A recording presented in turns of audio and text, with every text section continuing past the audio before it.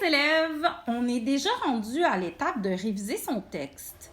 Alors, tu vas relire ton texte et vérifier si tout ce que tu as mis dans ton texte devrait être là.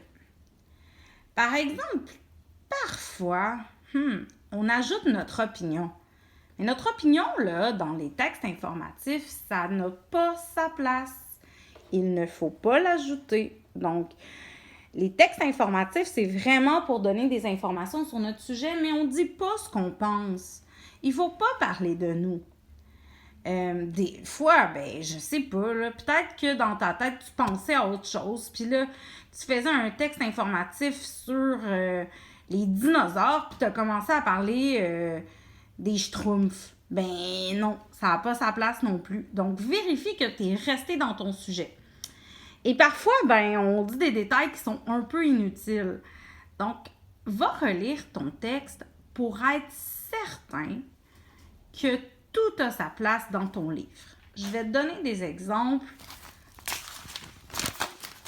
à partir de mon livre. Bon, je suis encore dans mon brouillon, mais ça avance. Le yoga est une activité calme, ça sert à se détendre et à se calmer. On appelle yogi ceux qui pratiquent le yoga. J'aime beaucoup faire du yoga. Oui, tu l'as vu, hein? J'aime beaucoup faire du yoga. Ça n'a pas sa place dans mon livre. Je ne peux pas parler de moi. Il faut porter des vêtements confortables et amples. On enlève ses souliers. Les vêtements peuvent être de toutes les couleurs. Moi, j'ai un chandail rose et un pantalon noir avec des lignes argent. Ben là, les vêtements peuvent être de toutes les couleurs. Est-ce que c'est nécessaire? Pas du tout. On enlève ça.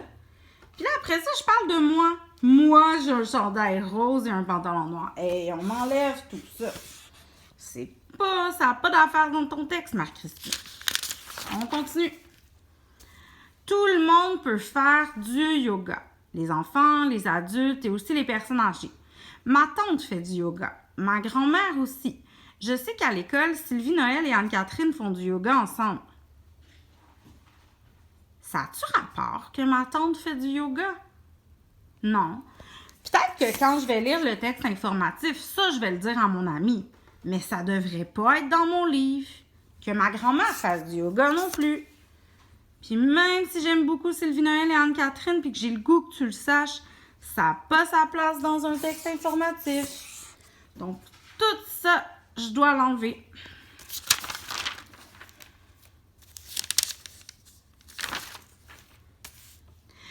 Pour créer l'ambiance calme, on peut mettre de la musique zen. On peut aussi faire brûler de l'encens. Ça sent bon, je trouve. Je trouve, là, c'est mon opinion, hein. Alors, je ne devrais pas écrire la dernière phrase. Donc, relis-toi.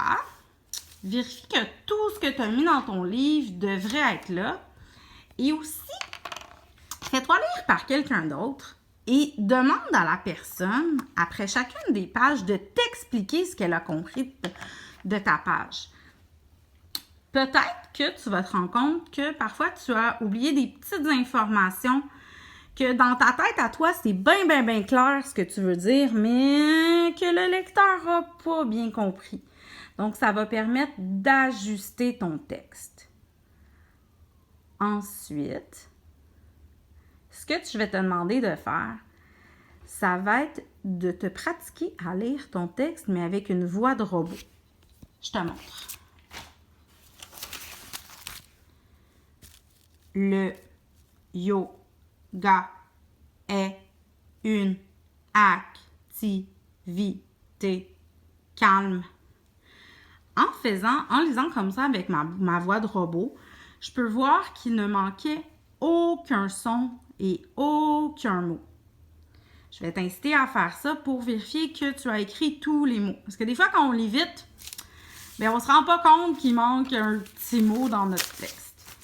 Donc, va vérifier ça et on se voit dans la prochaine leçon. Bye bye!